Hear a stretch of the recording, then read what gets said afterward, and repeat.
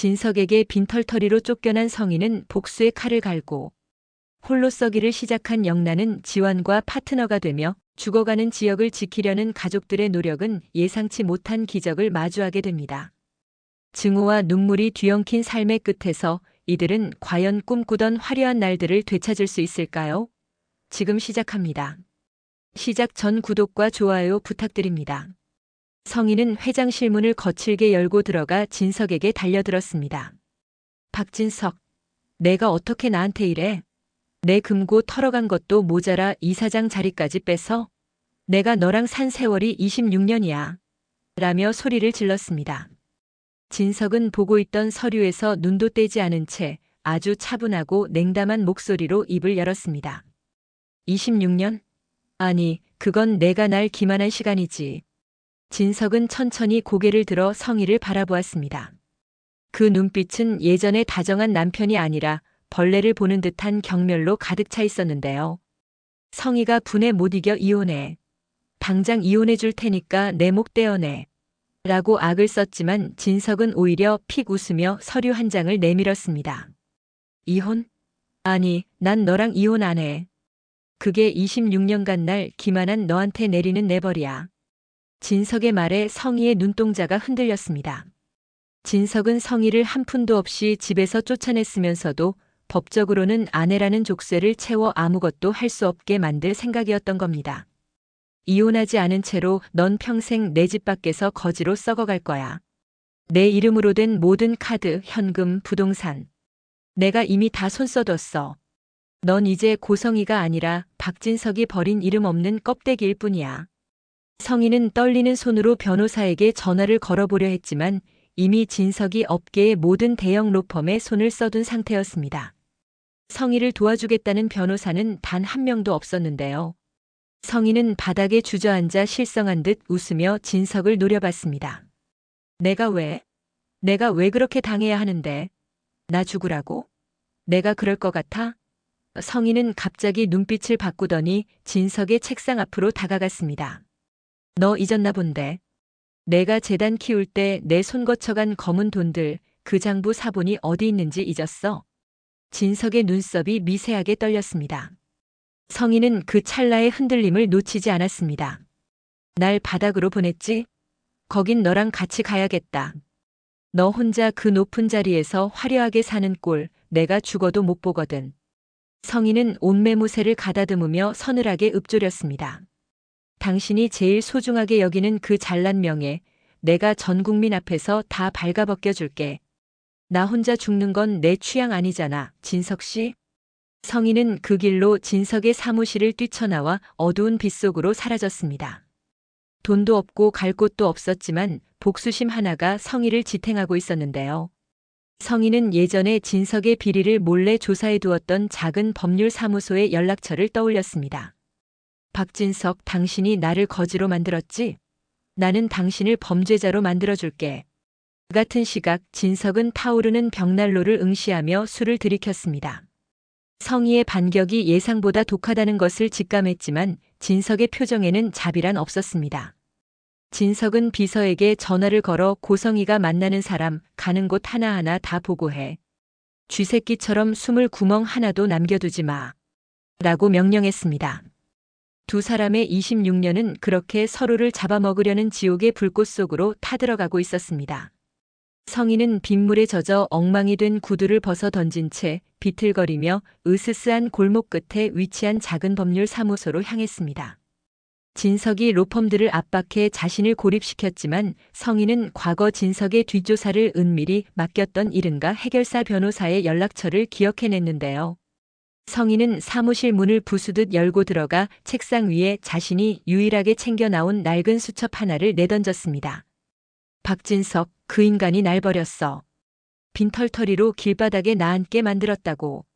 성희는 실성한 듯 웃다가 이내 도끼 서린 눈으로 변호사를 노려봤습니다.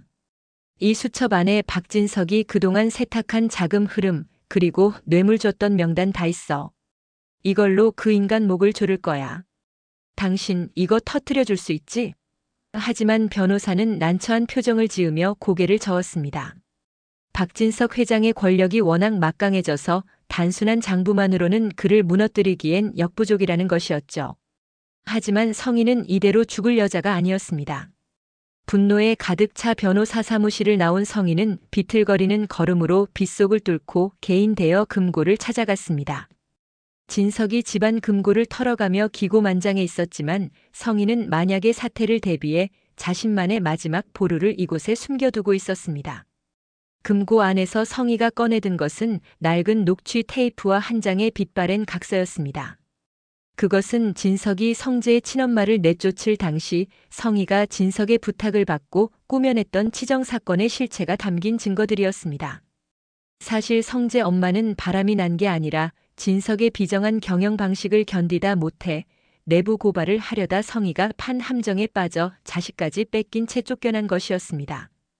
성희는 당시 진석의 환심을 사기 위해 내 자식처럼 성재를 키우겠다며 지극한 모성애를 연기했습니다. 그리고 진석은 자식을 버린 전처를 짐승이라 경멸하며 성희의 그 가짜 모성애에 속아 결혼까지 했던 셈입니다. 성희는 녹취 속 자신의 목소리를 들으며 서늘하게 웃었습니다. 진석 씨, 당신은 내가 정말 천사라서 성재를 품은 줄 알았어? 당신 손에 피 안 묻히게 전처를 시궁창으로 밀어 넣어준 게 바로 나야. 당신이 그토록 혐오하는 새끼 버린 짐승을 만든 게 나라고. 성희는 이 증거를 들고 진석의 앞날을 가로막을 수 있는 방송국 제보자를 만나러 향했습니다. 만약 진석이 자신의 권력을 위해 멀쩡한 아내를 불륜녀로 조작해 내쫓고 자식과 생이별하게 만들었다는 사실이 알려지면 진석이 평생 쌓아온 도덕적 우월성과 사회적 명망은 한순간에 가루가 될 게 뻔했습니다. 특히 성재가 이 사실을 알게 될 경우 진석이 겪을 고통은 상상조차 할 수 없었습니다. 성희는 진석에게 마지막 메시지를 남겼습니다. 성재가 자기 친엄마가 왜 쫓겨났는지 알게 되면 어떤 표정을 지을까? 진석 씨, 당신이 나한테 준 모욕, 당신이 제일 아끼는 아들 손에 죽게 만드는 걸로 갚아줄게. 성희는 이제 자신의 파멸을 넘어 진석의 심장이나 다름없는 성재와의 관계를 끊어놓으려는 잔인한 복수를 시작했습니다. 비바람을 뚫고 영나의 작업실로 들이닥친 성희는 이미 제정신이 아니었습니다. 화려했던 이사장의 위엄은 온데간데 없고 눈빛은 광기만 서려 있었는데요. 성희는 영나를 보자마자 다짜고짜 어깨를 붙잡고 흔들었습니다. 성희는 너 당장 2억 마련해. 라며 비명을 질렀습니다. 진석에게 모든 것을 빼앗기고 쫓겨난 성희에게 영나는 이제 딸이 아니라 마지막 비상금 창구일 뿐이었죠. 영나는 그런 엄마를 보며 가슴 한구석이 서늘하게 식어가는 것을 느꼈습니다. 영나는 잠시 엄마를 차갑게 바라보다가 말없이 봉투 하나를 건넸습니다. 성희는 눈을 번뜩이며 비열한 미소를 지었습니다. 그래, 역시 너밖에 없어.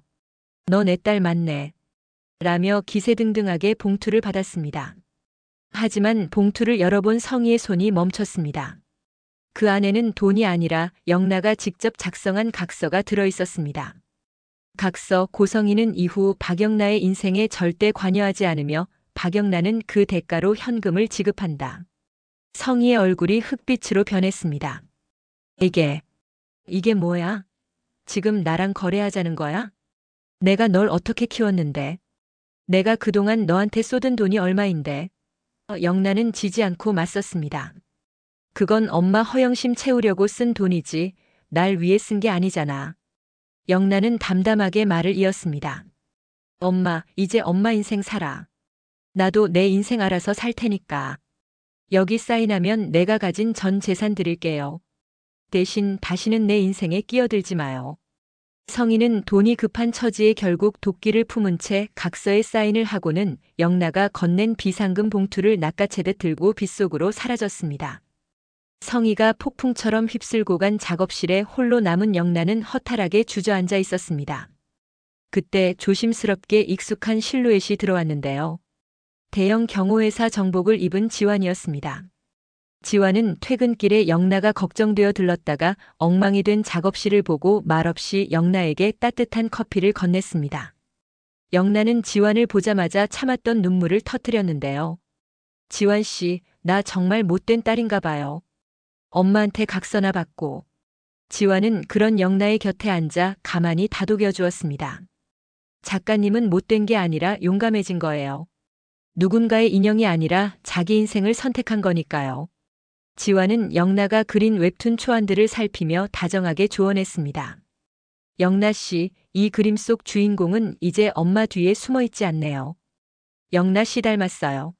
아주 용감해졌네. 영나는 지환에게 다시 제안했습니다. 지환 씨, 나랑 같이 웹툰 하자던 제안 아직 유효해요. 지환 씨가 짜주는 스토리에 내 그림이면. 지환은 잠시 망설이다가 영나의 단단해진 눈빛을 보고는 미소를 지으며 손을 맞잡았습니다. 좋아요. 이번엔 보디가드가 아니라 파트너로 옆에 있을게요. 두 사람은 이제 보디가드와 고용주가 아닌 대등한 창작 파트너로서 새로운 길을 약속하며 서로의 마음을 확인했습니다. 며칠 뒤 진석이 예고도 없이 영나의 작업실을 찾았습니다. 진석은 성희를 내쫓은 뒤 부쩍 늙어 보였는데요. 진석은 영나에게 내 엄마 같은 사람 되지 마라. 3개월 준다고 했지? 아마 데뷔 근처도 못 가겠지만 그때까지만 하고 집으로 들어와. 라며 여전히 영나를 과소평가했습니다. 진석은 속으로 영나가 포기하면 해외로 보내 정략 결혼이라도 시킬 계산이었죠. 하지만 영나는 여유롭게 웃으며 노트북을 돌려 진석에게 보여주었습니다. 화면에는 웹툰 플랫폼의 상위권에 랭크된 작품이 띄워져 있었습니다. 아빠, 저 이미 데뷔했어요. 3개월 기다리실 필요 없어요. 진석은 자신의 눈을 의심했습니다. 막내딸이 제 손으로 돈을 벌고 심지어 독자들의 뜨거운 지지를 받고 있다는 사실에 큰 충격을 받았습니다. 영나는 쐐기를 박듯 말했습니다. 아빠가 엄마를 좋은 사람이라고 확신했던 것처럼 저도 무능한 인형일 거라고 확신하지 마세요. 전 이미 독립했어요. 진석은 처음으로 딸의 뒷모습에서 자신의 젊은 시절 고집을 발견하고는 묘한 기분에 휩싸였습니다. 한편으로는 성희가 숨겼던 수많은 거짓말의 배신감을 느끼면서도 당당해진 막내딸의 성장에 복잡 미묘한 감정을 느끼며 작업실을 나섰습니다. 영나는 창밖을 보며 지환에게 전화를 걸었습니다. 지환 씨, 이제 진짜 우리 이야기를 시작할 수 있을 것 같아요. 사무실의 공기는 얼어붙은 듯 차가웠습니다. 아들 지역의 시한부 선고를 문 밖에서 들어버린 상철은 손에 들고 있던 도시락 가방을 떨어뜨릴 뻔했는데요. 상철은 떨리는 목소리로 그게 말이 된다고 생각해 이놈아, 뭐 아무 일 없는 듯 살겠다고 죽기 하루 전에 알리겠다고 라며 소리를 질렀지만 사실 그건 화가 나서가 아니라 제발 거짓말이라고 말해달라는 비명이었습니다. 지역은 차마 고개를 들지 못한 채 옆에 있던 성재만 안절부절 못하며 두 사람 사이를 중재하려 애쓰고 있었습니다. 결국 상철은 아들 지역을 끌고 무작정 병원으로 달려갔는데요. 상철은 의사로부터 지역의 상태가 이식 없이는 가망이 없다는 말을 듣고 이성을 잃습니다. 선생님, 요즘 세상에 인공심장 같은 건 안 됩니까? 기계라도 달아서 살려놔야 할 거 아닙니까? 라고 울부짖었는데요. 하지만 돌아오는 건 냉정한 매뉴얼 뿐이었습니다. 의사가 안타까운 표정으로 절차와 순번을 이야기하자 평생 법 없이도 살 것 같던 상철이 진료실 바닥에 무릎을 꿇고 머리를 찌으며 빌기 시작했습니다. 내가 죽어도 좋으니 내 거라도 떼어가세요. 제발 우리 아들 좀 살려주세요. 라며 울부짖는 상철의 통곡 소리가 진료실 가득 퍼졌는데요. 평생 자식들에게 엄격하고 꼿꼿했던 상철의 자존심은 이미 발밑에 팽개쳐진 지 오래였습니다. 아들 지역은 차마 그 모습을 보지 못해 고개를 돌린 채 주먹을 꽉 쥐고 눈물을 삼켰습니다. 자신을 위해 무너져 내리는 아버지를 보는 지역에게는 시한부 선고보다 더 큰 형벌로 다가왔습니다. 이른 아침 평소처럼 출근하는 지역을 보며 상철은 남은 시간을 일상처럼 보내고 싶다는 지역의 말을 떠올리며 분노합니다. 상철에게 그 일상은 죽음을 기다리는 시간일 뿐이기 때문이죠. 상철은 지역의 사무실로 들이닥쳐 서류들을 다 팽개치고 소리를 지릅니다. 회사가 뭐가 중요해? 내 목숨이 경각인데 이깟 종이 쪼가리 보고 앉아있어? 당장 짐 싸. 나랑 산속에 들어가서 약초라도 캐먹어야 할 거 아냐? 라며 지역을 강제로 병원으로 끌고 가려 합니다. 지역은 이런 아버지가 부담스럽고 슬프지만 상철은 아들의 원망 따위는 안중에도 없습니다. 오로지 살려야 한다는 일념 하나로 아들의 삶을 통제하려 합니다. 내 거라도 떼가. 상철은 이식 순번만 기다리다가는 아들을 잃을 것 같다는 공포에 휩싸입니다. 그래서 지역 몰래 병원 검사실을 찾아가 내 심장을 아들에게 줄 수 없냐고 억지를 부리는데요. 의사가 산 사람의 심장은 안 된다고 만류하자 상철은 그럼 내가 오늘 죽으면 되지 않냐. 내가 지금 당장 죽어줄 테니 내 심장 뽑아서 우리 지역이 넣어달라며 눈이 뒤집혀 소리를 지릅니다. 지역이 일본 출장을 다녀오겠다고 짧게 통보한 뒤 돌아왔을 때 은호는 그가 완전히 다른 사람이 되었다는 것을 느꼈습니다. 다정하게 이름을 불러주던 목소리는 얼음장처럼 차가워졌고 은호를 바라보던 따뜻한 눈동자에는 알 수 없는 벽이 세워져 있었는데요. 은호는 성재에게 전화를 걸어 지역 선배 일본에서 무슨 일 있었던 거야? 사람이 너무 달라졌어 라며 물었지만 성재는 지역과의 약속 때문에 글쎄 나도 잘 모르겠는데 라며 말을 돌릴 뿐이었습니다. 은호는 혼잣말을 중얼거렸습니다. 지역 선배 분명 거짓말하고 있어. 은호는 지역이 자신을 밀어내기 위해 일부러 차갑게 구는 것을 직감적으로 느끼고 있었는데요. 하지만 그 거짓말 뒤에 숨겨진 진실이 무엇인지는 도무지 알 길이 없었습니다. 답답한 마음에 은호는 상철에게 연락을 했습니다. 두 사람은 포장마차에 마주 앉았는데요. 오늘따라 상철의 모습이 너무나 낯설었습니다. 늘 등대처럼 든든하던 상철은 어깨가 축 늘어진 채 먼 산만 바라보고 있었는데요. 은호는 밝은 척 옆에 앉으며 인사를 건넸습니다. 얼리 씨, 우리 수철이 왔는데 인사도 안 해줄 거예요? 누가 또 우리 얼리 씨 속 썩였나 보네. 상철은 은호의 목소리에 억지로 입꼬리를 올렸지만 그 미소는 금방이라도 깨질 듯 위태로워 보였습니다. 수철이 왔구나. 그냥 날씨가 좀 굳어서 그런가 뼈마디가 좀 쑤시네. 상철은 평소답지 않게 텅 빈 손을 쥐었다 폈다 했습니다. 은호는 그 손끝이 미세하게 떨리는 것을 놓치지 않았습니다. 은호는 조심스럽게 고민을 털어놓았습니다. 지역이 갑자기 변해버렸다는 이야기를. 얼리 씨, 지역 선배가 갑자기 남처럼 굴어요. 출장 갔다 오더니 눈도 안 마주쳐요. 나 싫어진 걸까요? 상철은 은호의 말에 술잔 대신 생수병을 만지작거리며 낮은 목소리로 중얼거리듯 말했습니다. 수철 씨, 산에 가보면 겉은 멀쩡한데 속부터 썩어가는 나무들이 있어. 그런 나무들은 새가 날아와 앉아도 밀어내고 옆에 꽃이 피어도 눈길 한 번 안 준단다. 자기가 곧 쓰러질 걸 아니까. 옆에 있는 것들 다칠까봐 일부러 가시를 세우는 거야. 은호는 상철의 비유가 예사롭지 않음을 직감했습니다. 나무가 왜 쓰러져요? 영양제도 주고 물도 주면 되잖아요. 은호의 질문에 상철의 목소리가 젖어들었습니다. 뿌리까지 병이 들면 물을 줘도 못 받아 먹어. 그저 조용히 잎을 다 떨어뜨리고 아무도 없는 곳에서 지고 싶은 거지. 자기 썩어가는 모습 보여주기 싫어서. 은호는 지고 싶은 거지라는 상철의 한마디에 온몸에 전율이 일었습니다. 지역의 냉대, 출장이라는 핑계, 그리고 아빠 같은 친구 상철의 이 지독한 슬픔. 모든 퍼즐이 하나의 단어로 맞춰지기 시작했는데요. 선배가 나를 밀어내는 건 선배가 아픈 거였어. 은호는 떨리는 목소리로 물었습니다. 얼리 씨, 그 나무 혹시 지역 선배 이야기예요? 얼리 씨가 말하는 그 아픈 나무가 지역 선배예요? 상철은 대답 대신 고개를 푹 숙인 채 어깨를 들썩이며 참았던 울음을 삼켰습니다. 상철이 직접적으로 말하지 않았지만 그의 무너진 뒷모습이 은호에게는 그 어떤 확진 판정보다 잔인한 진실로 다가왔습니다. 은호는 자리에서 일어나 지역의 집을 향해 달리기 시작했습니다. 지역이 자신을 위해 쳤던 그 잔인한 가시들이 사실은 선배의 피눈물이었다는 것을 깨달은 은호의 눈에서 빗물 같은 눈물이 쏟아졌습니다. 나쁜 사람. 그런 거짓말을 하고 혼자 어디로 가려고. 은호는 이제 선배의 거짓말을 깨부수고 그를 삶의 끝자락에서 붙잡아 오겠다고 다짐하며 어두운 골목길을 질주했습니다. 지역이 시한부라는 사실을 알게 된 은호의 마음속에는 이제 두려움보다 그를 살려야겠다는 강한 의지가 불타올랐습니다. 은호는 굳게 다짐했습니다.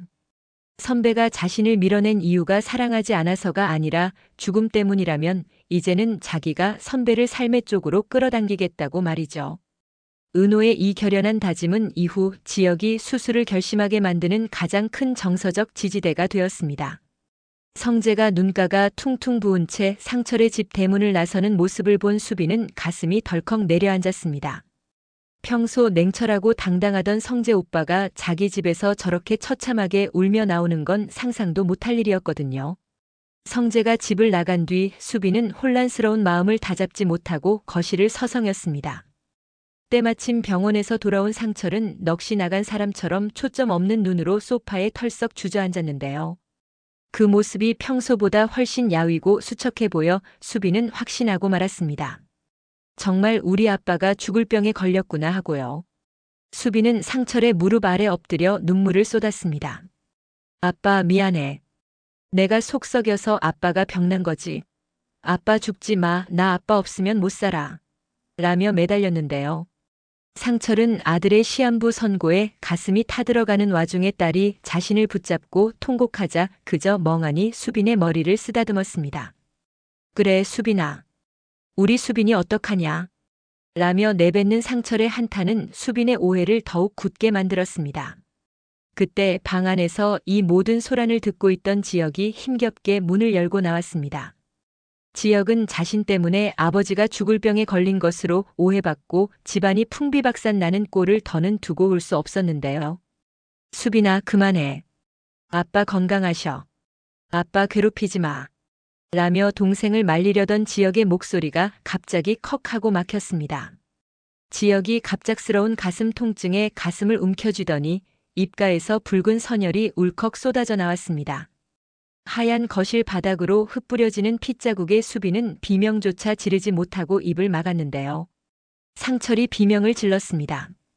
지역아, 정신 차려. 그때 주방에서 과일을 깎던 다정은 쟁반을 놓쳐버렸습니다. 평소 지역의 안색이 좋지 않은 걸 보며 가슴 졸여왔지만 이렇게 눈앞에서 무너질 줄은 꿈에도 몰랐는데요. 다정은 비명을 지르며 지역에게 달려가 그의 머리를 무릎에 눕혔습니다. 지역아, 정신 차려봐. 엄마 좀 봐. 다정은 차가워지는 지역의 뺨을 비비며 눈물을 쏟았습니다. 아버지가 어떻게든 할게. 내 심장이라도 떼어줄 테니까 눈 떠. 라며 울부짖는 상철의 외침을 듣는 순간 수빈은 모든 상황을 깨달았습니다. 아빠가 아니라 오빠였다는 걸요. 왜 성재 오빠가 울며 나갔는지 그제야 퍼즐이 맞춰진 겁니다. 수빈은 쓰러진 지역과 그를 붙잡고 오열하는 상철 사이에서 넋이 나간 채 굳어버렸습니다. 지역아, 이지역. 평생 자식들 앞에서 눈물 한 방울 안 보이려 애쓰던 무뚝뚝한 아버지가 아들의 피가 묻은 셔츠를 부여잡고 짐승처럼 울부짖었는데요. 아빠가 미안하다. 내가 못나서. 여기 사람 죽어요. 제발 우리 아들 좀 살려주세요.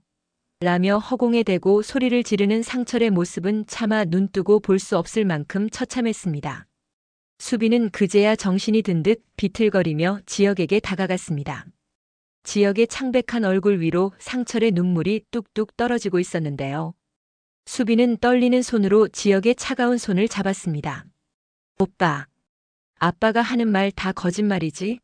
오빠가 왜 피를 토해? 아빠가 아픈 거잖아, 그치? 라며 현실을 부정해보지만 상철은 대답도 하지 못하고 꺼이꺼이 울기만 했습니다. 이때 귀가하던 지완이 거실로 뛰어들어왔습니다. 지완은 바닥에 쓰러진 형 지역과 피투성이가 된 아버지, 오열하는 엄마를 보고 심장이 멎는 것 같았는데요. 형 정신 차려봐. 이게 다 뭐야? 지완은 떨리는 손으로 지역의 가슴에 귀를 대보며 울먹였습니다. 상철은 정신이 나간 사람처럼 지완의 멱살을 잡고 지완아, 내 형 좀 살려내.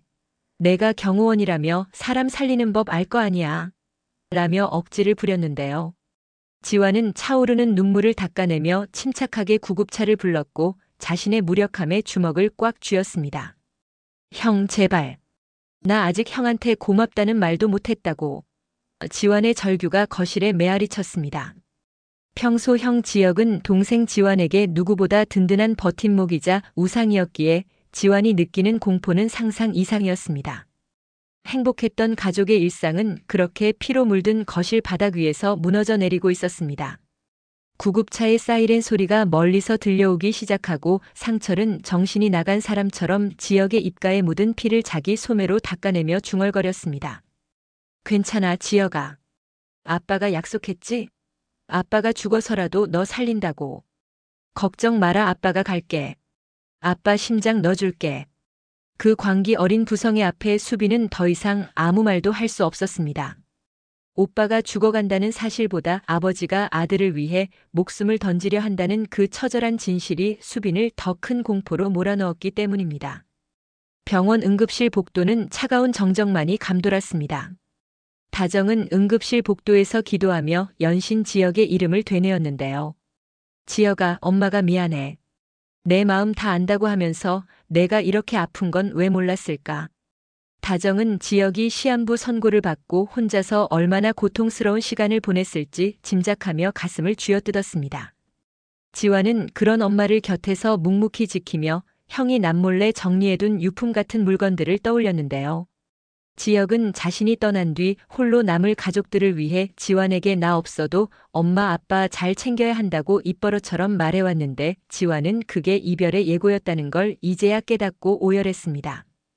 그때 수빈의 다급한 연락을 받고 달려온 성재와 은호가 복도 끝에서 숨을 몰아쉬며 나타났습니다. 은호는 멀리서 응급실 문 앞에 주저앉은 다정의 모습을 보는 순간 다리에 힘이 풀려 벽을 짚고 겨우 버텼는데요. 은호의 얼굴은 핏기 하나 없이 창백해져 있었습니다. 아니야, 거짓말일 거야. 선배가 왜 저기 있어? 은호는 현실을 부정하듯 중얼거리며 다정에게 다가갔습니다. 성재는 이미 모든 사실을 알고 있었기에 차마 고개를 들지 못한 채 지환의 어깨를 꽉 잡았습니다. 지환은 성재를 보자마자 원망 섞인 눈물을 터뜨렸는데요. 형은 알고 있었잖아. 우리 형 저렇게 될 때까지 왜 말 안 해줬어? 친구라면서. 지환의 울분에 성재는 아무 대답도 하지 못하고 입술만 깨물었습니다. 미안하다, 지환아. 지혁이가 자기 입으로 말할 때까지 기다려달라고 해서. 성재의 목소리는 자책감으로 젖어 있었습니다. 은호는 떨리는 손으로 다정의 차가운 손을 맞잡았습니다. 어머니, 저 왔어요. 지역 선배, 저렇게 쉽게 갈 사람 아니잖아요. 저한테 할 말이 얼마나 많은데. 은호는 응급실 문 너머의 지역에게 닿기를 바라는 마음으로 간절하게 읊조렸습니다. 선배, 나 선배가 했던 못된 말들 하나도 안 믿어. 그러니까 제발 다시 나와서 직접 말해줘. 거짓말이었다고 미안하다고 한마디만 해달라고요. 상철은 복도 구석에서 벽에 머리를 기댄 채 넋이 나간 표정으로 은호를 바라보았습니다. 은호는 상철과 눈이 마주치자 가슴이 찢어지는 것 같았습니다. 상철이 말했던 그 속부터 썩어가는 나무가 바로 자신의 가장 소중한 사람이었다는 사실이 은호를 더욱 고통스럽게 만들었습니다. 수빈은 성재의 품에 안겨 히스테릭하게 울다가 문득 결심한 듯 눈물을 닦아냈습니다. 나 오빠 이렇게 안 보내. 내가 어떻게든 방법 찾을 거야. 비극적인 정적만이 가득했던 응급실 복도에 오빠를 살리겠다는 막내딸의 강한 의지가 작은 희망의 불씨처럼 피어오르기 시작했습니다. 수빈은 그 길로 담당 의사를 찾아가 지역에게 가장 필요한 것이 무엇인지 이식 순번을 당길 방법이나 기증자가 나타날 확률을 끈질기게 매달려 확인했습니다. 지역이 응급실에 실려간 며칠 후 집안은 정적만이 감돌았습니다. 수빈은 떨리는 손으로 자신의 작업실 책상 앞에 앉았습니다. 평소라면 화사한 조명을 켜고 웃으며 구독자들에게 인사했겠지만 오늘은 조명도 켜지 않은 채 카메라 앞에 앉았는데요. 수빈은 퉁퉁 부은 눈으로 녹화 버튼을 눌렀습니다. 안녕하세요, 수빈입니다. 오늘은 즐거운 소식이 아니라 제 마음을 조금 털어놓고 싶어서 카메라를 켰어요. 수빈의 목소리는 미세하게 떨리고 있었습니다. 수빈은 화면 너머 시청자들에게 그동안 숨겨왔던 가족의 비극을 털어놓기 시작했습니다. 시니어 모델로 수빈의 채널에 출연해 큰 사랑을 받았지만 갑작스러운 교통사고로 세상을 떠난 할머니의 이야기부터 꺼냈는데요. 우리 할머니 여러분이 많이 예뻐해 주셨잖아요. 할머니가 돌아가시고 나서 저 정말 힘들었거든요. 그런데 지금 저를 지탱해주던 우리 아빠랑 오빠까지 무너지고 있어요. 수빈은 오빠 지역이 시한부 판정을 받았고 아빠 상철이 아들을 위해 목숨을 내놓으려 한다는 사실을 고백했습니다. 우리 지역 오빠는요, 할머니 가시고 나서 제가 방황할 때 한 번도 절 나무라지 않았던 사람이에요. 지금 우리 아빠는 오빠 살리겠다고 자기 심장까지 떼어주겠대요. 저 너무 무서워요. 여러분, 제발 우리 오빠 좀 도와주세요. 수빈의 실시간 고백은 순식간에 수만 명의 동시 접속자를 불러 모았습니다. 시청자들은 채팅창을 통해 수빈의 아픔에 공감하며 같이 울어주었는데요. 수빈아 힘내, 할머니가 하늘에서 도와주실 거야라는 응원글이 폭포수처럼 쏟아졌습니다. 이 영상은 삽시간에 SNS를 통해 퍼져나갔고 수빈이 할머니와 함께 환하게 웃던 과거 영상들이 재조명되며 전국적인 관심사로 떠올랐습니다. 방송을 마친 수빈은 할머니의 유품인 낡은 손거울을 붙잡고 기도를 올렸습니다. 할머니, 오빠 좀 살려줘. 할머니 옆으로 오빠 데려가지 마. 응? 그때 수빈의 전화기가 요란하게 울렸습니다. 병원에 있는 성재의 전화였는데요. 성재의 목소리는 흥분으로 가득 차 있었습니다. 수빈아, 기증자가 나타났어. 방금 병원 코디네이터한테 연락 왔어. 이식 순번에 있던 분 중에 기증 의사가 전달된 분이 생겼대. 알고 보니 수빈의 방송을 본 한 독지가가 수빈의 간절함에 마음이 움직여 자신의 가족 중 뇌사 상태로 기증을 고민하던 분의 뜻을 지역에게 잇기로 결정한 것이었습니다. 수빈의 진심이 담긴 방송이 기적의 연결고리가 된 셈이었죠. 수술실 앞. 수빈이 기적적으로 기증자를 찾아내어 수술이 확정되었을 때 가족들은 다시 한번 지역의 침대 곁에 모였습니다. 수술실로 들어가기 직전 지역이 아주 잠시 의식을 되찾았는데요. 지역은 희미한 시야 속에서도 가장 먼저 엄마 다정을 찾았습니다. 다정은 지역의 손을 자기 볼에 갖다 대며 지역아, 엄마 여기 있어. 아무 걱정 말고 다녀와. 엄마가 여기서 꼭 기다릴게라며 애틋하게 속삭였습니다. 수술실로 들어가는 지역의 침대를 붙잡고 수빈은 환하게 웃으며 말했습니다. 오빠 들었지? 100만 명이 오빠 응원하고 있어. 할머니가 보내준 기회니까 꼭 잡아야 해. 상철 역시 수빈의 손을 꼭 잡으며 우리 딸이 오빠 살렸네. 고맙다 수빈아라며 뜨거운 눈물을 흘렸습니다. 수빈의 떨리는 목소리에 지역은 아주 미세하게 손가락 끝을 움직여 화답했습니다. 상철과 다정, 그리고 수빈과 지환이 지역의 곁을 둥글게 감싼 채 수술실 문턱까지 함께 걸었습니다. 수술실에 붉은 등이 켜지고 문이 닫히자 다정은 참았던 울음을 터뜨리며 상철의 품에 기댔습니다. 지환은 수빈의 어깨를 감싸 안으며 형의 생환을 기도했는데요. 화목하고 따뜻했던 이 가족에게 닥친 시련은 역설적으로 그들이 서로를 얼마나 깊이 사랑하고 있었는지를 다시 한번 일깨워주는 시간이 되었습니다. 수술실 문이 닫히고 붉은 등이 켜졌을 때 수빈은 비로소 안도의 숨을 내쉬었습니다. 할머니와 함께했던 그 소중한 방송들이 결국 오빠를 살리는 씨앗이 되었음을 깨달으며 수빈은 창밖의 밤하늘을 바라보았습니다. 할머니가 저 위에서 밝게 웃고 있는 것 같은 기분이 들었거든요. 수술은 기적처럼 성공적으로 끝났고 지역은 긴 회복의 시간을 견뎌내며 다시 가족의 곁으로 돌아왔습니다. 그로부터 몇 달 뒤 따스한 햇볕이 비치는 어느 날 상철의 가족은 모두 함께 할머니가 잠들어 계신 산소를 찾았는데요. 상철은 직접 정성스럽게 깎은 과일을 올리며 할머니의 묘비를 말없이 쓰다듬었습니다. 어머니, 지역이 살려주셔서 고맙습니다. 제가 자식 앞세울 뻔했는데 어머니가 우리 막내딸 통해서 사람을 보내주셨네요. 상철의 목소리는 예전의 고집스러움은 씻겨나간 듯 부드럽고 따뜻했습니다. 지역은 아직은 조금 창백하지만 건강한 모습으로 할머니 앞에 엎드려 절을 올렸습니다. 할머니, 저 이제 안 아파요. 수빈이가 살려준 이 목숨 정말 가치 있게 쓰면서 살게요. 걱정 마세요. 지역의 얼굴에는 죽음의 그림자 대신 삶에 대한 강한 의지가 엿보였는데요. 수빈은 그 모습을 지켜보며 카메라를 켰습니다. 이번에는 슬픔을 쏟아내기 위해서가 아니라 기적을 함께 만들어준 시청자들에게 감사 인사를 전하기 위해서였습니다. 여러분 기억하시죠? 제가 지역 오빠 살려달라고 울면서 방송했던 날이요.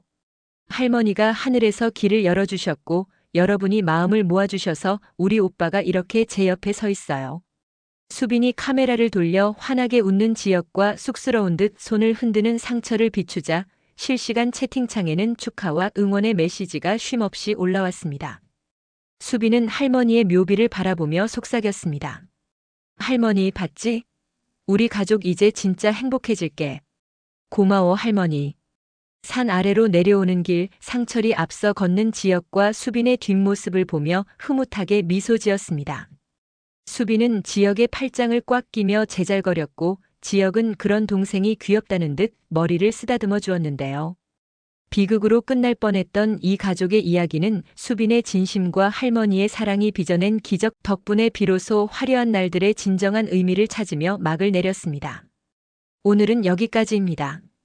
시청해주셔서 감사합니다. 여러분의 구독과 좋아요는 다음 영상을 제작하는 데 많은 힘이 됩니다. 잊지 마시고 꾹 눌러주세요. 더 좋은 영상으로 찾아뵐게요.